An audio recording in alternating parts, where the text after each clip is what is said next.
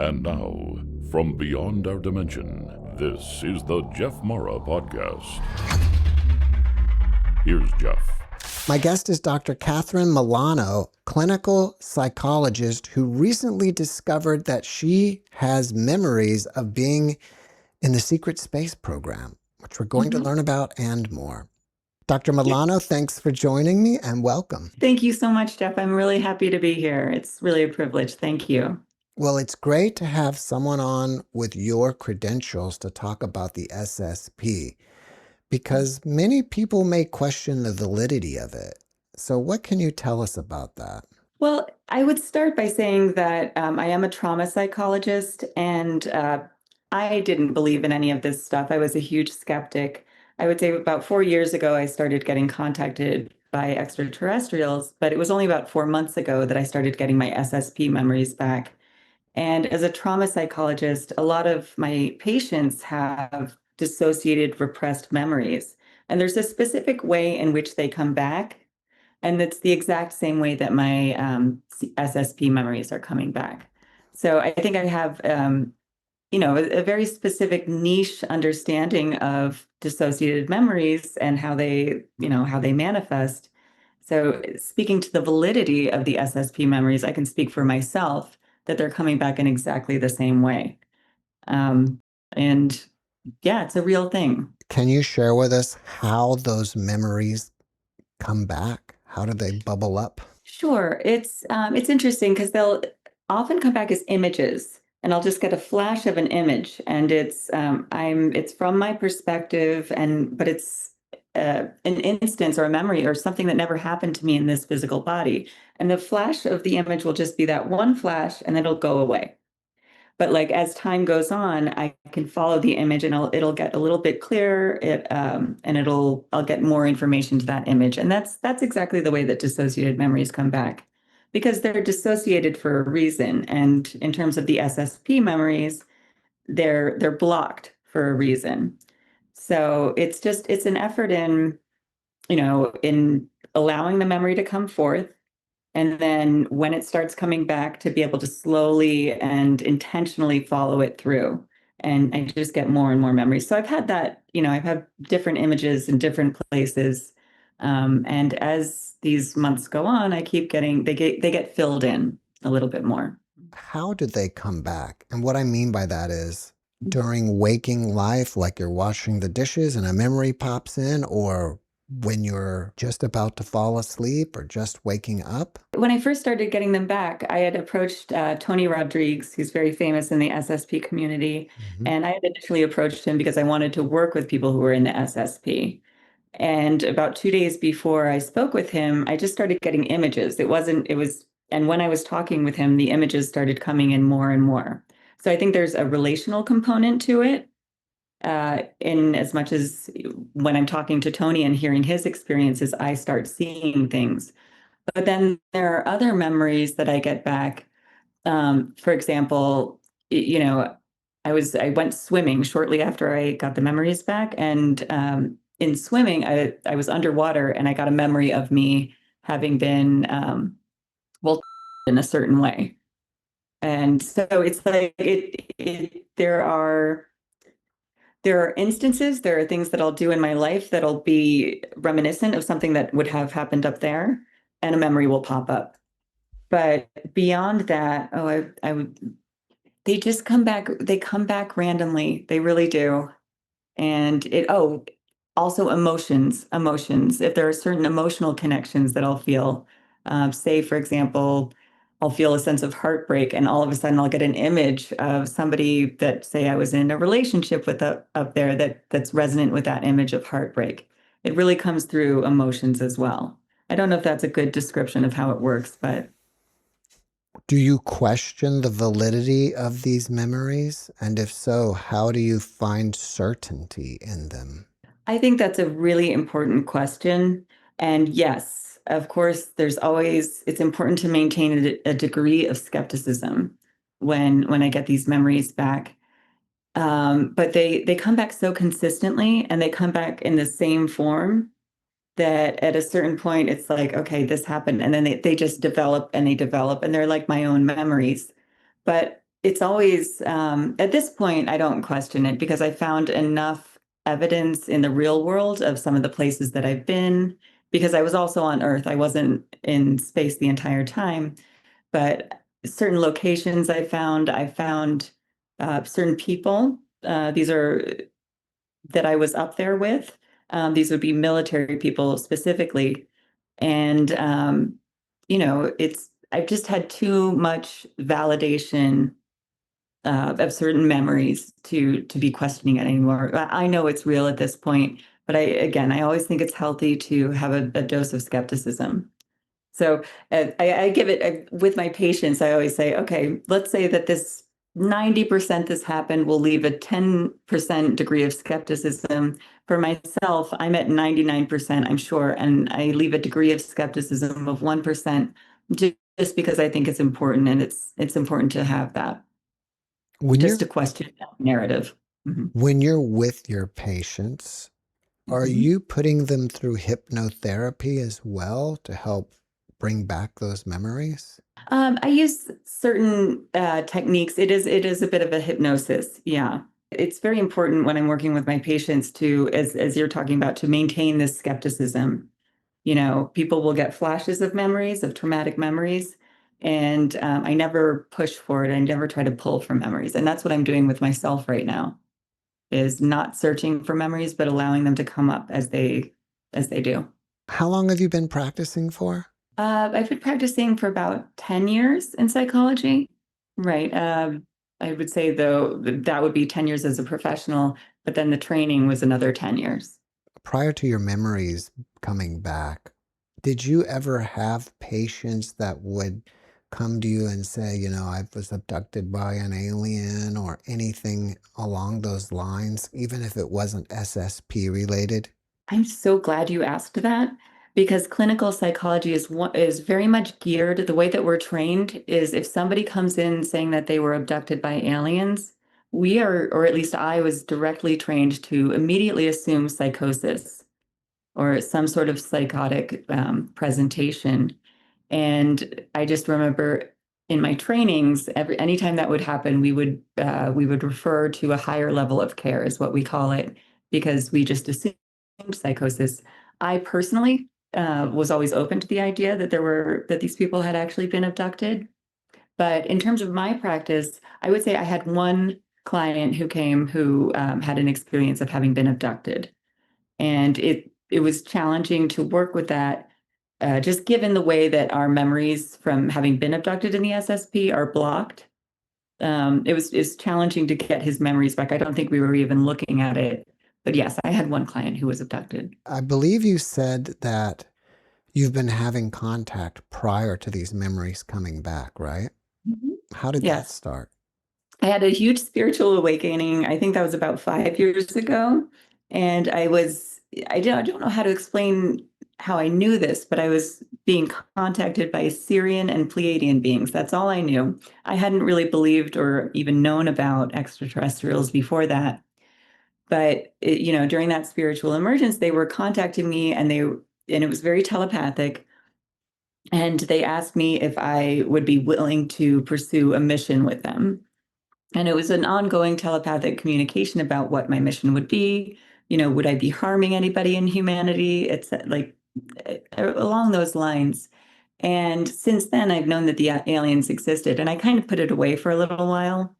But then I would say maybe 3 years ago, um, I was on a plane flying to Argentina, and I started hearing more telepathic communication. And this particular being, he's my husband in the Pleiades, and he was communicating with me to try to wake me up. So since, I would say, about the last 3 years, I've been in contact with him. His name is Liran, and he works for the Galactic Federation. So let's talk about some of those memories of you being on other planets. First of all, what other planets have you been to besides Earth? Earth. So I've been on Earth. I've been on the moon quite a bit in Lunar Operations Command, and also there's a Dark Fleet base. But I've primarily been on Lunar Operations Command, and apparently I'm still going up there. I have some memories that have happened in the last year, so I do still get abducted. But other planets, I've been on Mars. I've been on Ceres, which is a protoplanet, and it's terraformed from the inside. Most of Mars is also underground. I've been above Saturn, and I believe I've been to Ganymede, which is a moon of Jupiter. There's also so I incarnated as part of the Ashtar Command, and I guess if your guests don't know that, it's part of the Galactic Federation, but it's the military branch of the Galactic Federation. So they have a base on Jupiter, and I've gone to that base, and I still go to that base when I'm sleeping, like in the astral. So I've been on a lot of other planets too. I just don't know what they're called, and they're outside of this solar system, but I can describe them to you. Do you feel that you are an ET having a human incarnation while you're here? Is that what's going on? Well, I feel that I'm human first and foremost. However, I've had many incarnations in different star systems that I remember. And my liaison, Liran, and the extraterrestrials that I'm in communication with are very adamant that I experience myself as a human.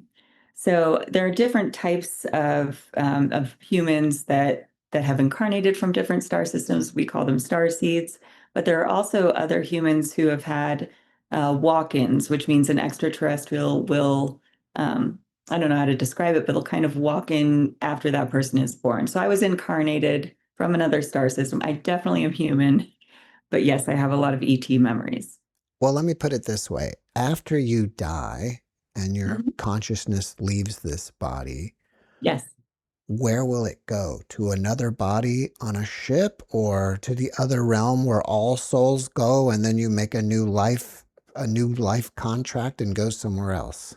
Well, I'm happy to say that as of this incarnation, so I've been through the Ashtar military, I've been here for 2 lifetimes. After this incarnation, I will be going back up to my body is on a ship. Hmm. It's called a Perseon ship, and I will be going back into that body. And then I'm not sure where we're going to take it from there, but yeah. I had a guest one time tell me that he stood on a platform and Mhm. was working on the computer, stood on a platform, and then these are pre-birth memories, and then he leaned into it, and then he was born here on Earth. Like that's how his consciousness came here. But Yeah, he's saying that his whole lifetime of being here is only going to be like seconds, as if wherever his body is, he's only going to be gone for seconds. Does that make that's sense? correct. Yeah, that's correct. The time is very different for them up there. So I don't know, for example, Liran, I know that I've been gone for a long time. Things are very slow down here. It takes a very long time. It's very dense, right? We're in a Mhm. third density. But for him, I don't think it's going to have been much time when I get back up there. So I think he's correct, and that's kind of the way that it happens. All Mhm. right. So, what did you do on the moon? The moon is interesting. I've done a lot of different things. They started abducting me very young. I think probably at least 1 years old. And I don't have a ton of those memories, but in childhood, I would go up to the moon and they would do a lot of testing and a lot of just training, different types of things. I can give you memories of what happened up there, but they were basically training me to fly the little gray ships, like the tiny little flying saucers. So a lot of the kids who were abducted in the same way that I was, we would fly ships, and I think a lot of different other activities, but they were taking me up to the moon to be able to fracture my consciousness so that it could be split off in preparation for going into these different SSP programs. Later on the moon, it's the moon is kind of like a transport hub. So we go up to the moon from Earth, usually from Antarctica, and then from the moon, we'll go to, say, Mars or Ceres or, some other planet. When you say you're being abducted, does that Yes. mean they're taking your consciousness and your physical body to the moon? Or are they just taking your consciousness out of your body and transporting it to some other vessel that's there? I don't have memories of having been airlifted out of my bedroom. I think at this point, they're just taking my consciousness. I know that some people have experienced actually being lifted and taken out of their house. I don't have those memories back, so I can't say that that's what's happening. But, as I'm getting abducted now, it's like it takes only a couple of seconds. You go and then you come back because time is so different. So I think they're just taking my consciousness. You can kind of feel when they're coming in the room. And I would say that there's a difference. Right now, when I'm going up, I'm working for what we would call the good ETs, and I'm working with the Earth Alliance. So I have no problem being abducted if I'm doing good missions. But when I have been in the past abducted by the gray aliens or the negative aliens, um, it's very strange. You don't see them when they come in the room, but you feel kind of a pressure drop and you know that they're there because they're coming in from a different pocket dimension and a different density. So you won't see them, but you'll know that they're there and it's like this. You're gone and then they put you back into your body about 15 minutes later. So I'm not sure if my physical body actually leaves my bed because I'm not watching it, but it's so instantaneous. They do it so quickly that even if my physical body were gone for 15 minutes, nobody would be the wiser. So the majority, if not all of these abductions take place at night while you're sleeping? Yes, that's when it's easier for them to do it. And that's also when nobody's going to notice. So, Yeah, that makes sense. yeah, I've heard other stories of people, the very famous stories of people who've been abducted and sucked into the saucers. So I think that's also something that happens, but that hasn't been my experience. Can you describe for us what it feels like when the good ETs come in the room? I really don't feel anything. The good ETs, I'm only now starting to understand what's happening. In terms, I didn't realize that I was still being abducted, but I think about 4 nights ago, I didn't go up off planet, but I was somewhere here on Earth dealing with a couple of reptilian beings. I really don't feel anything because the difference, I would say that the difference with the negative extraterrestrials is it's that frequency and it's that pressure, and it's almost kind of like an anxiety and a paranoia. And they usually take you to do really, traumatic stuff, like with the SSPs. Let me slow down. So when they've abducted me for the SSP missions, it's you don't know that they've abducted you, but you come back and you wake up the next morning and you're just full of trauma and full of anxiety. And it's very, you can kind of tell when they've taken you. But with the good ones, I think that, I have no idea that I've been abducted. I get the memories back a little shortly thereafter, but it's because they're not traumatizing me while I'm away. I'm just doing missions that are, helpful to humanity. So that I would say that would be the main difference is how you feel afterwards. Is it correct to say that you've been abducted before you started having these memories of the SSP? Oh yes, all of my abductions have been things that I didn't remember. I had it because I didn't believe in extraterrestrials beforehand. I wouldn't have had any context to understand that was what was happening. Um, but I do remember many incidents of, having sleep paralysis and knowing that some sort of being was in the room. I just didn't have any framework for understanding that it was an abduction. Is it possible that you've been having nightmares your entire life and you would wake up in the morning and just think, I had a nightmare, I feel horrible or whatever, not knowing that you've been abducted? That's exactly what I thought all of this was. I always thought that they were just nightmares. And in the last 4 months that I've been getting the SSP memories back, I'm starting to understand that these weren't nightmares, these were actually events. And as the memories fill in, these nightmares, or what I thought were nightmares, it's very clearly not what was happening. And I would add to that to say that the regressive ETs, the Dracos and the Nebu Greys, they're very good at masking the experiences that you have after you've been abducted and putting them into a framework that's more easily understandable, like a nightmare. Do you think that potentially a lot of people's nightmares are abductions? No, I mean, I think that people just have nightmares. I have normal nightmares too, and there's a difference between the normal kind of weird dream nightmares and the ones that happen with the SSP. There's just I don't know how to describe the difference, but just the quality of the memory of the dream or nightmare is much different. But I would say that, especially with children, and I want to be careful how I say this, but night terrors, I think, are an indication that, you know, we call them night terrors. As in clinical psychology, there's a whole diagnosis of night terrors. I suspect that many of those night terrors might be abductions. What was it like working on Mars? Mars was really interesting. So I was abducted through a different program. And my experience as on Mars, I was in what's called Ares Prime, which is the big city on Mars. Hmm. So I was not doing anything military. I was working for the Dark Fleet.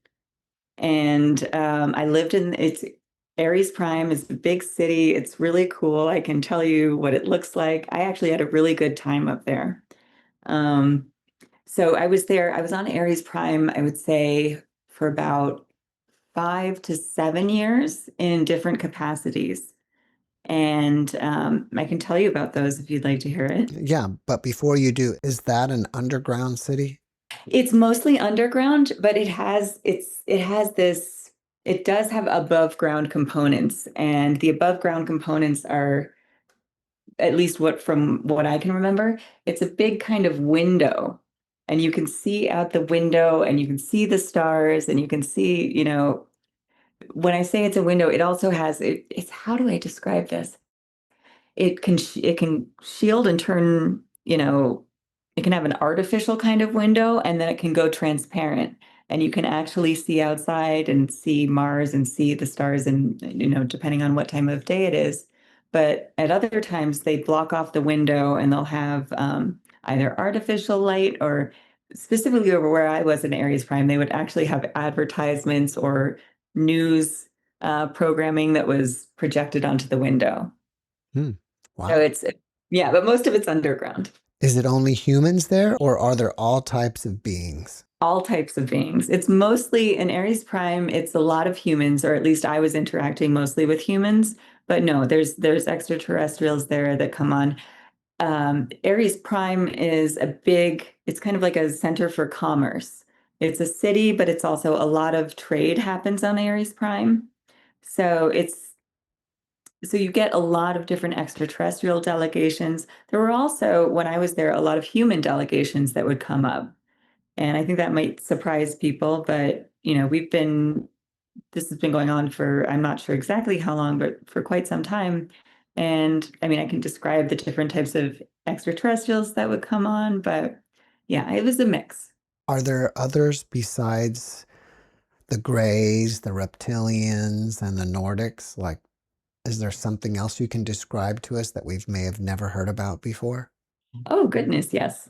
Uh, yeah, anything that you can imagine in terms of extraterrestrial species is exists somewhere in the universe, somewhere in the galaxy, but predominantly on the extraterrestrials that we would have coming in and off of Aries Prime. I'm not sure exactly the names of the races.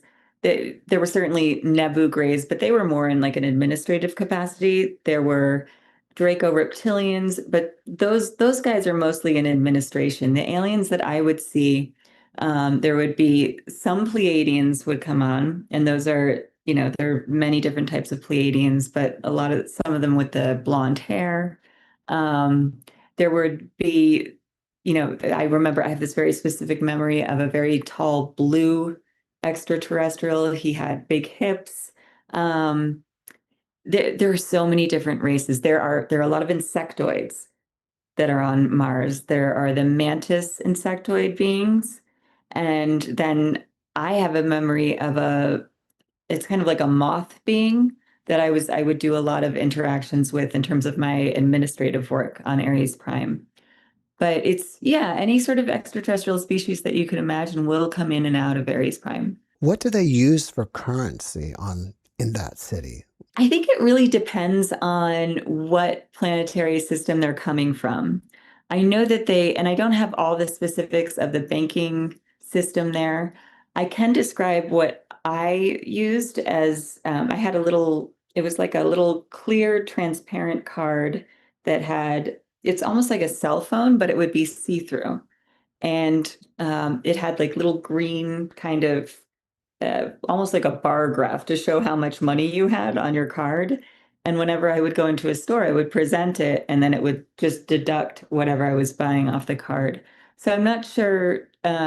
That's just how we used money there to buy things. I'm not sure exactly what the whole banking structure was like, but I do know that different extraterrestrial races have different ways of using currency.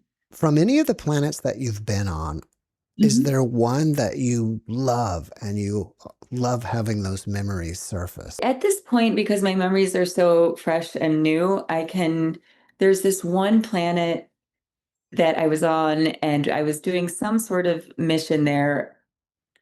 And it's just, I remember being in an airport hangar and looking out. I do not know what planet this is, but what they're showing me is it's somewhere, I don't think it's in the solar system, but all I see in this image was just giant palm trees as big as sequoias. And it was just so beautiful. And during the day, the palm trees would kind of open up, and at night they would close back down. But these things were huge. They were as big as sequoias. And I would say that not necessarily from the SSP, but my favorite planet that I've been on has been the one that I'm from in the Pleiades. Our star is Maya, and it is absolutely a paradise world. The skies at night are fuchsia and fuchsia and purple and different colors. And it's just, our buildings are white and they kind of have these spires. It's just so clean and it's beautiful and it's got a harmonic resonance that is just inspires so much peace. It's like it's really truly a paradise world.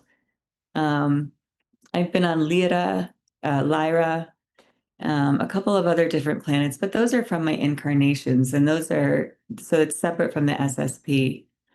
I would say that Ceres is pretty cool. It's just I don't like who's running the administration there. You're in contact even today, right? Mhm. And that contact occurs through telepathy?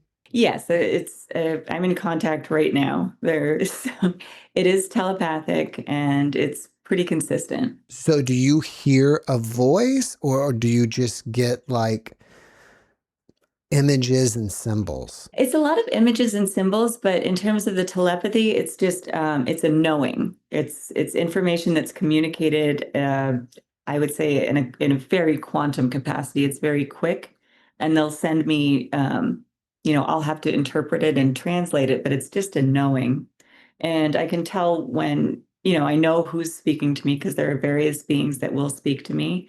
But it's really just a knowing, and a lot of times I do channel a lot of the information that they give me, and it's a knowing and then it's a translation that I have to do to put it into English. But Would you, sometimes a lot of times they'll do music, they'll do images, stuff like that. And if I'm really not listening and they want to get a message out, I will hear a word. But for them to do that is that's a lot of work for them. are they communicating with you once a day, all the time? There are times that they're communicating with me pretty frequently, and there are times that they take a step back. For example, lately I haven't been getting much communication. I think they're really busy up there. And sometimes if they have messages that they want to transmit, I'll be getting a lot more communication. Why all the secrecy? And I'm hoping they're hearing this too. Why don't we just let the whole planet in on what's going on and accept us all into the Federation? They can hear you, and their response to that, I'll tell you what I've understood, but I'll also filter through what they're saying, which is that they've wanted to speak with us for a very long time. They've, in terms of the benevolent, like the positive ETs, they've wanted to communicate with us. And they're saying right now, we've been in communication. We've been in communication with your planet for eons, for hundreds of thousands of years. We originally seeded this planet. And a couple of different things happened. I don't necessarily need to get into that, but Earth has been under quarantine for, I'm not sure, they're saying since the fall of Atlantis, so that would be about 12,000 years ago is what they're saying. It's been under quarantine because of some of various things that happened here. And so they haven't been able to reestablish communication with us. But they really wanted to. And once the negative ETs sort of took over the planet, and they it's very complicated what they're saying. I want to translate it well. So the negative ETs have been in control of our planet for a very long time, and that was a contract. It was the negative ETs contracted with our governments to keep this planet under lockdown. And what are you guys going to want to say? Wait, could you ask the question again? I was trying to ask, why is there a secret space program? Why don't we just all join and be part, let us all in on it and let us all join the galactic family? Well, that's what we're doing right now. That's what they're trying to do right now. But the issue is that the collective trauma, if they were to just show up in our skies, we've been very much programmed to be afraid of aliens and to think that they're coming in to attack us.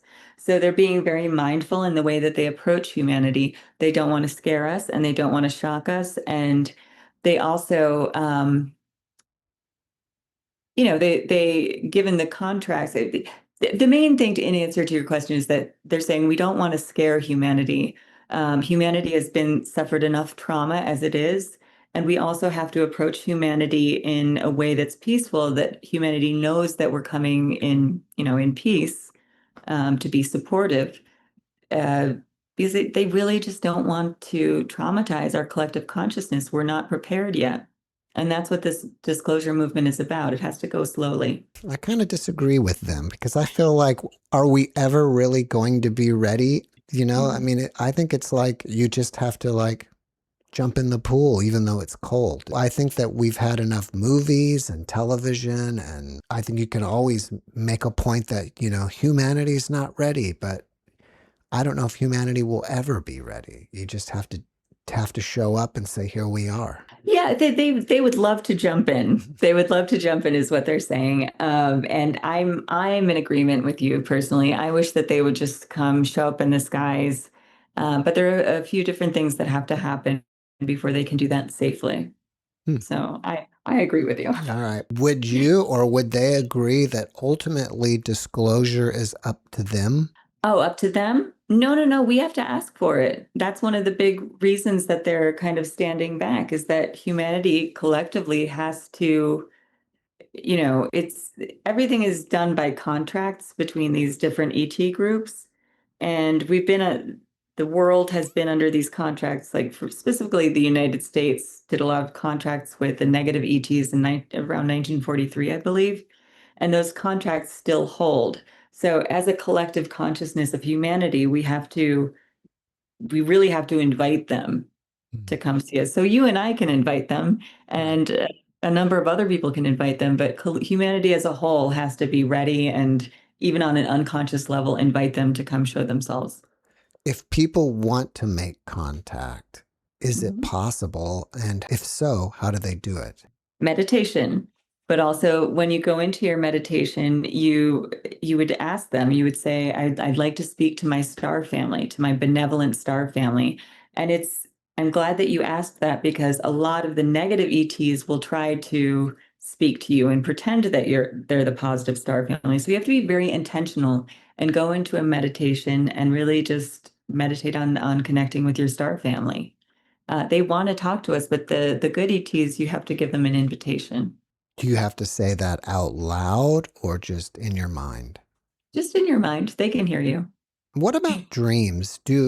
Are some dreams ever just memories of being on other planets for people? That's a good question. The way that I've got my memories back from the other planets, I've been conscious, I've been awake, but I do have a lot of dreams where I go up on the ships. And so I think that if people are having dreams of having been on other planets, it's worth exploring. And it's, to see what that dream was actually about. But a lot of people who, especially those of us who are star seeds, we're going up on the ships quite frequently. And I don't know, I hope that answers your question, but I would say that if you're dreaming about being on other planets, really explore it, because that might be an indication. That's where they try to talk to us in our dreams. That's the easiest place for them to get to us. Can you tell us about what some of the ships look like? Oh, yes, sure. It depends on what type of ship you want to talk about. For example, I can tell you about the little gray ships that I used to fly when I was really young. They're these little flying saucers, and it's exactly like what you would imagine. They're very small, they're tiny, and those ships are really fast and I don't know, they're kind of cool. The Draco ships are a little bit, they're bigger, and I don't fully have a memory of exactly what's on the interior. Um, but I have been on the Draco ships. There's this one race of extraterrestrials. I think a lot of people don't know about this race. They're called the Akori, and they're the Nordics, right? But there are two different kinds of people get confused because the Pleiadians look Nordic and then the Akori look Nordic. The Akori are negative extraterrestrials. And I've been on one of their motherships when I was working for the Dark Fleet in my first 20 and back. It's massive. I can describe it to you. It's We were above Saturn, but inside the rings. And it's just the walls are transparent. And I don't know what's above me, but below me, I can see about 50 floors down. And the reason that I can see it is because the floors are transparent. So I can see at least 50 floors down. This thing is huge, and it's at an angle, from my perspective, and just the windows are transparent. You can see everything through them, and I can see Saturn beneath me. It's a very clear picture, and it's strange because there are little like workstations, and everybody's walking around, and this is a combination of Akori extraterrestrials, grays. Um, I don't see any Dracos in this memory, but we're all wearing, I mean, it almost looks like Star Wars, except the ship is much more advanced in terms of the way the technology is. But yeah, so we're all just wearing our little uniforms and doing our little jobs, and it's this thing is so huge. I don't know what it looks like from the outside, but it's very angular. It's interesting. And then we have these little ships, these kind of triangular ships that we use. And these would be Dark Fleet ships, but they're in cooperation with. So there are two different things that are happening. There's the Dark Fleet, which is the negative extraterrestrials, and they were working with the Germans who got off world after World War II. They're called the Fourth Reich. And they had these little kind of triangular ships that they would have. I'm not sure how many meters I would say that they were, but they also had the transparent windows, and they had, seats that probably could fit about 25, 50 people. And those ships would just go up from Antarctica to the moon. And I was on quite a few of those ships. But the Galactic Federation ships and I would say that the big difference is there's like a negative frequency when you're on some of the Akori ship. The Galactic Federation ships, Liran, my liaison, lets me kind of view from his perspective of the ship, and those have a much more peaceful feeling. And it's I can describe the movement of it. They're pretty big, they're round, and at least the one that Liran is on. And it's I don't know, you can see out the bottom of it is what I would say. Yeah, but those ships are really nice. They're peaceful. And then for example, I can look into Three Eye Atlas and tell you what that is, because for your viewers, that's actually a Federation space arc. Really? Yeah. I had a guest on the other day that says it's a comet. I don't know, and he works at the Lowell Observatory. Okay. But I mean, maybe it looks like a comet. I don't know. It looks like a comet. Yeah, it does. Oh, I see what he's saying. So it looks like a comet because they're cloaking it. Mm, They didn't want to freak anybody out in terms of people who were observing it. But inside, and I think if you look at some of the, NASA went offline, right. and that was intentional so that they didn't have, so that we couldn't see what it actually is. Beneath the cloaking, it's a Federation space ark. And a lot of geophysicists out there, Stefan Burns is one of my favorites.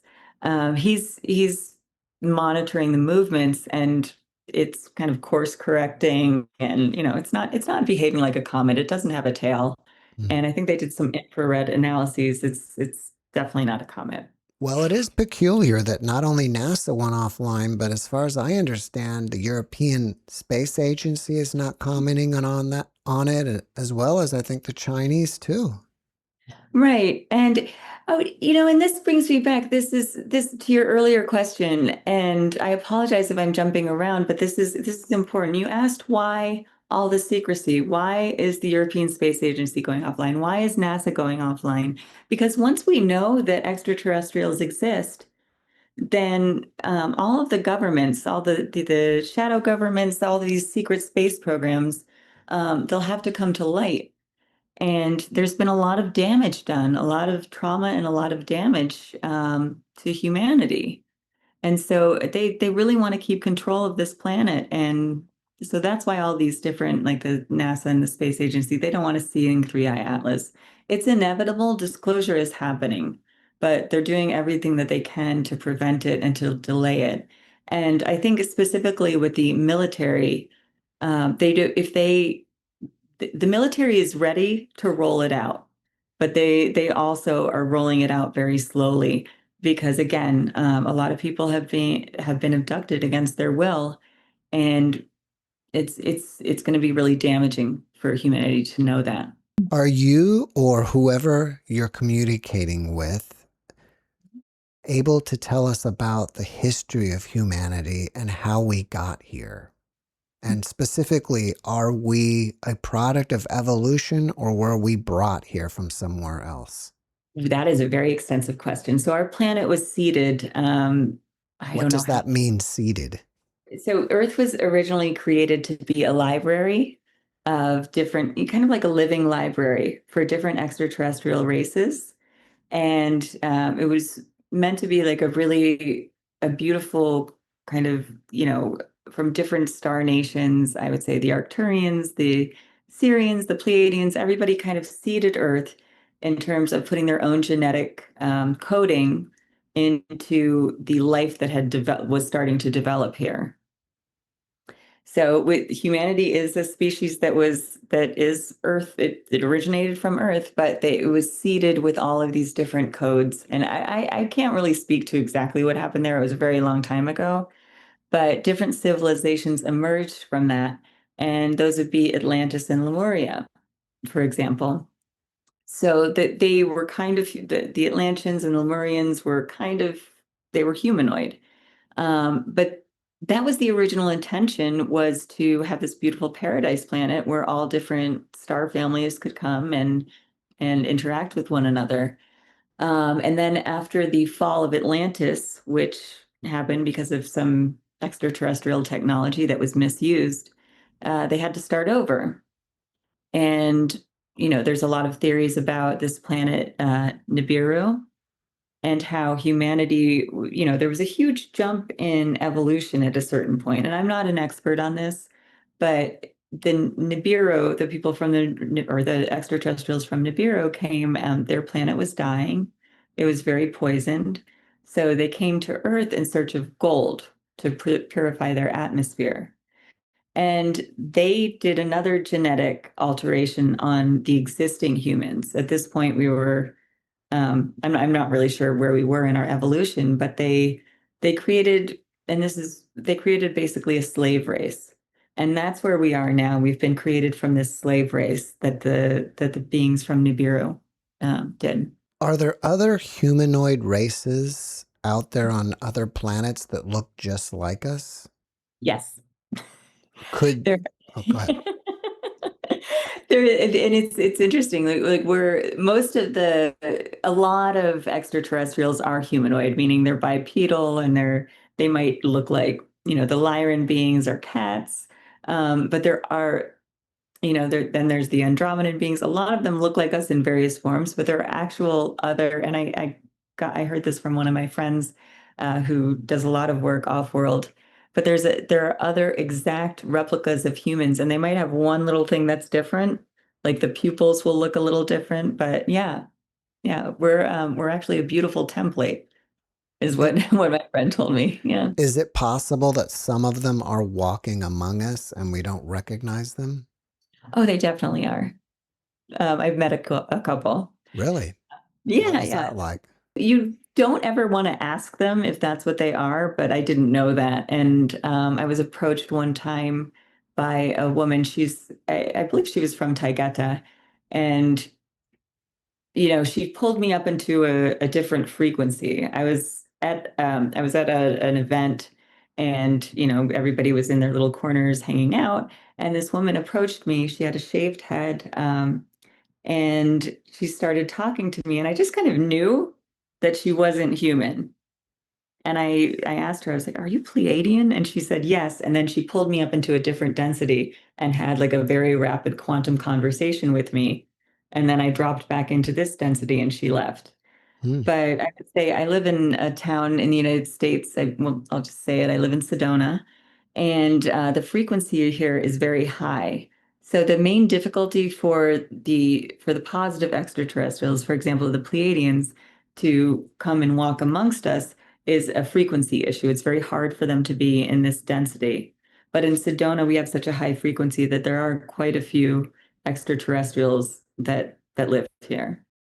And those of us who live in the town kind of know who they are. We use these words like Pleiadian and Uh-huh. Andromedan and Lyran, which are ultimately stars, or are they galaxies? I'm not really sure.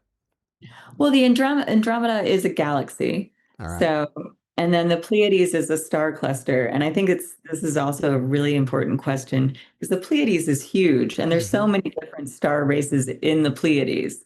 Right. Some of them are good, some of them are bad, and everywhere in between. We have these words like Pleiadian, but do they call themselves Pleiadians? That would be like us calling ourselves Milky Way Galaxians or something. Yeah, so within the Pleiades, um, a lot of people are Taigetans, right? For example, Goja from Cosmic Agencies is speaking with the Taigetan beings. And I think they have a couple different planets, maybe, I don't know, but they're from Era. I personally am coming from the star system Maya. I don't know what my planet is called, but we're the Ahel Pleiadians. So and we have pointy ears and long white, we look like elves, essentially. But there are so many different star races that to say, oh, I'm just Pleiadian that's too broad. Mm. And it's the same thing with Sirius, with any of the star systems. Well, if you're connected right now, Mhm. do you know of, or can they give us a message for humanity?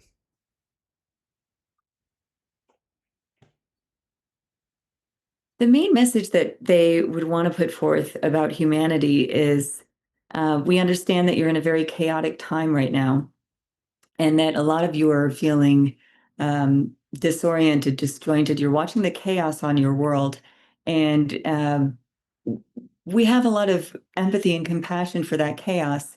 And we would encourage you to take a step back from what we would call the theater of this chaos, because a lot of things are happening, and it's orchestrated to get you to fight amongst yourselves and to become angry and to take it's all about division. The regressive extraterrestrial agenda has used many different forms of mind control, we would say, in various ways, through education, through religion, through various ways of getting you to fight wars and to hate one another. And right now you're in a point in this particular moment where a lot of that is coming to the forefront, and you'll see it in your politics, and you'll see it as you can see in many wars. We would ask you, both on a personal level and on a global level, to hold space for forgiveness for forgiveness of the other, and to recognize that much of humanity, if and they're talking right now, they're talking about politics, specifically, we've been divided into like left and right. And that's been intentional. Try to look past these ideas that you have about who's right and who's wrong, and hold space for forgiveness, for compassion, because you're all one, you're all humanity, you're all one. And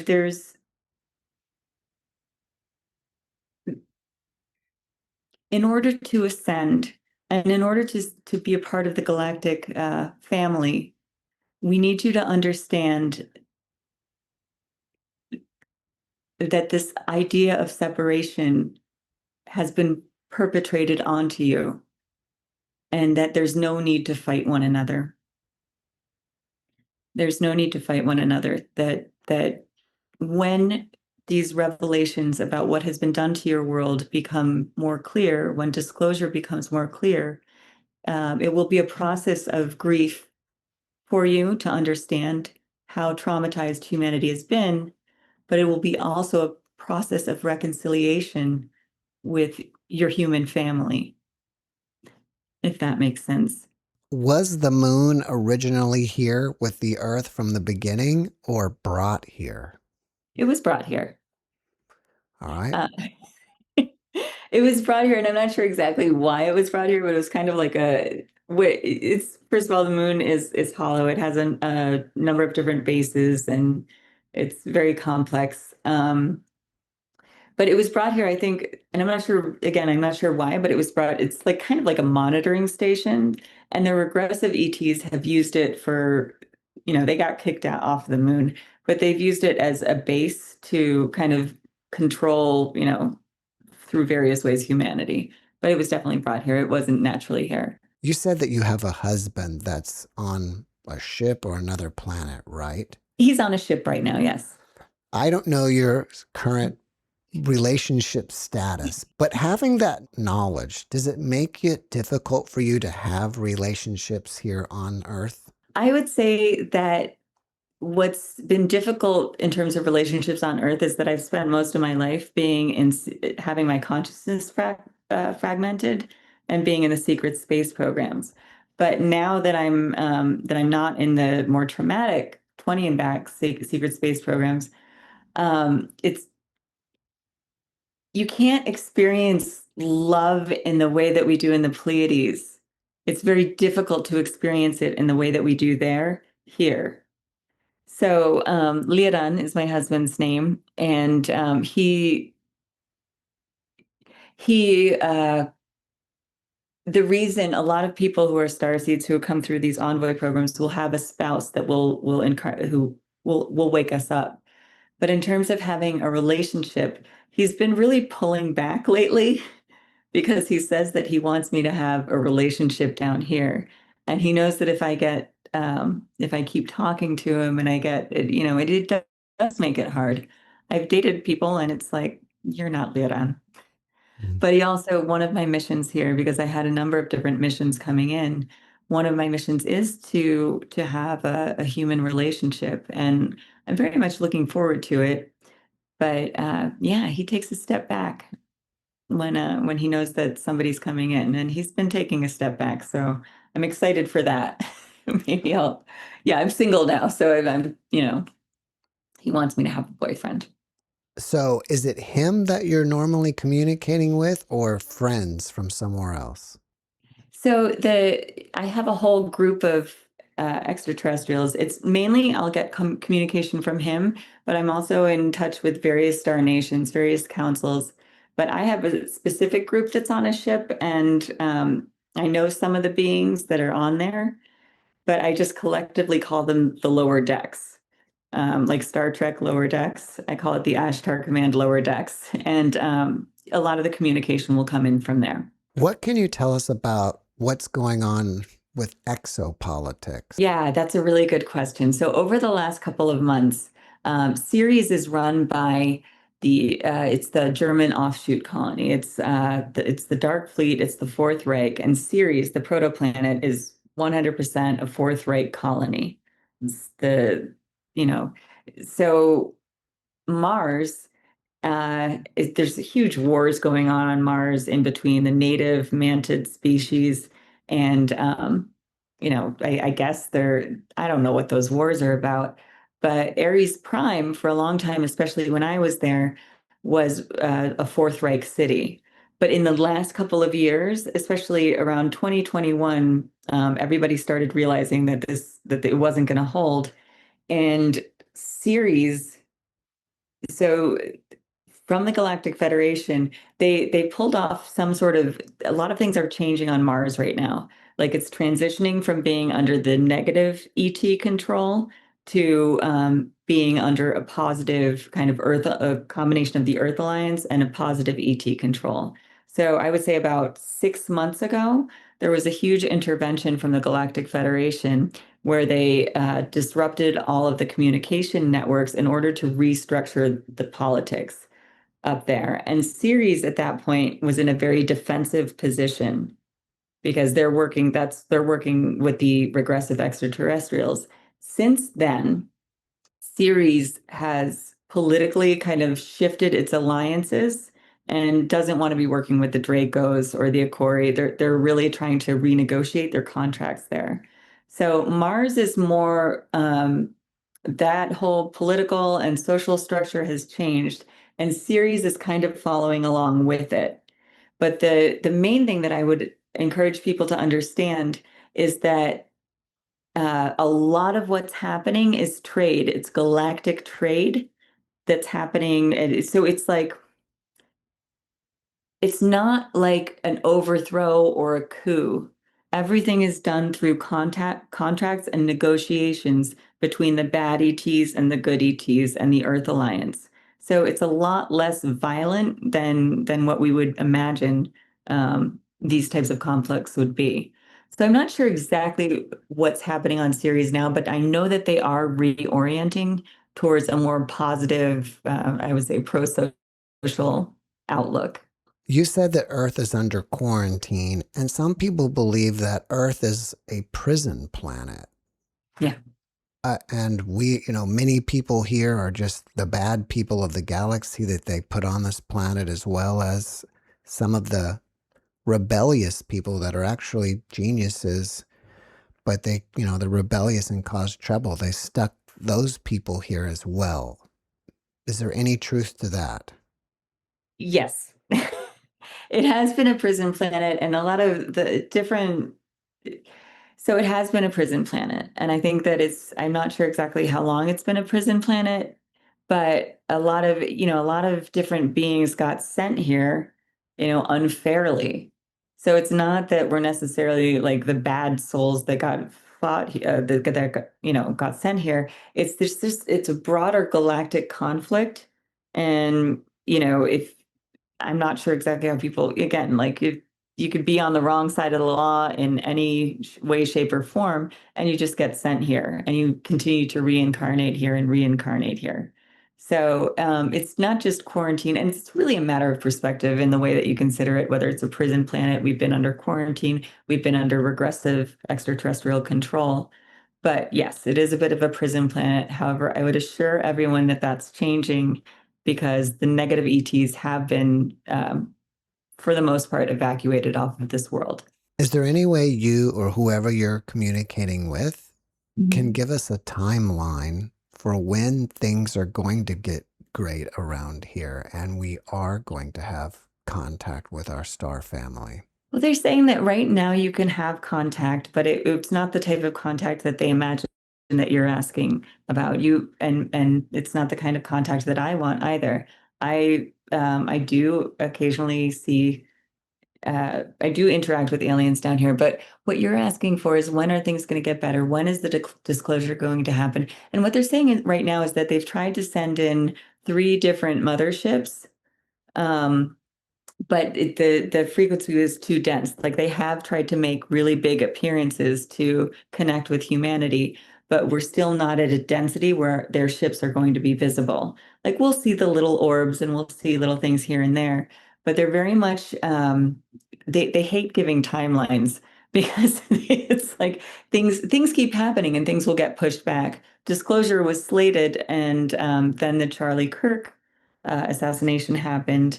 So they pushed disclosure back a little bit because they were worried that it was too much and it would evoke a civil war in the United States. But so they don't like to give timelines, but here's what they do want to say: that 3-Eye Atlas is coming in to project all of these frequencies to the Earth to get us into a higher dimensional frequency. It's going to loop around the sun, and it's going to pulse something from behind the sun to try to ignite the solar flash.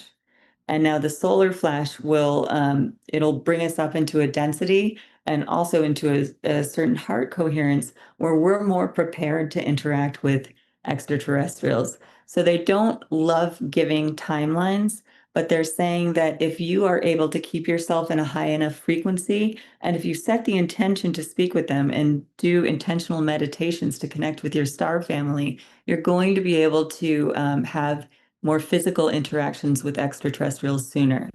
But they do want to say that yes, they're trying to they're trying to get a ship in the sky for us. Well, some of my guests have talked about the solar flash and that it's coming. So maybe it's going to be coming very soon. It could be. So it'll be behind the sun on October 29th, and they're not sure if what they do will actually activate the solar flash, but it's very possible that it will. So everybody should just stay very hydrated and try to stay in a positive vibration. Well, if people want to find out more about what you're up to, do you have a website? Sure, they can find me at metaphysicalpsychology.net. And really, right now, I'm just trying to help people with conceptualize any sort of difficulties that they're having in their daily life as humans in terms of their star origins. And also, a lot of people are going through spiritual emergences. So I'm hoping to help people with that. Before we finish up, can you leave us with a last positive message? I can channel it. We'd like to say that humanity is one of the most powerful species, one of the most potent species. You are our star children, and you have much more potential than you've ever known. And one of the things that we would like to encourage you to celebrate about yourselves is that after millennia and millennia of trauma and repression by the negative extraterrestrial agenda, you have always sought love. You have never lost your capacity for love. And in this density, in all of the trauma that has been put onto you, we admire this most about you. Keep and continue to seek love. You have never lost it, and you express your trauma and your pain. You transmute it through music, through art, through various forms. And this is one of the most beautiful things about humanity, is that you are still always, always seeking love. And we honor you, and we are grateful for you. And we are eagerly, very eagerly looking forward to connecting to you in the physical. Don't lose hope, is what they're saying. It's okay. It's going to be okay. Dr. Milano, thank you for sharing that message, and thank you for being my guest. Thank you so much, Jeff. I really appreciate this. Thanks for watching the JeffMara podcast. I really appreciate you. Another way to show support is through YouTube memberships. And if you do, there are loyalty badges and other perks depending on your level of membership. All you need to do is click the join button underneath the video to find out more. Thank you for your support.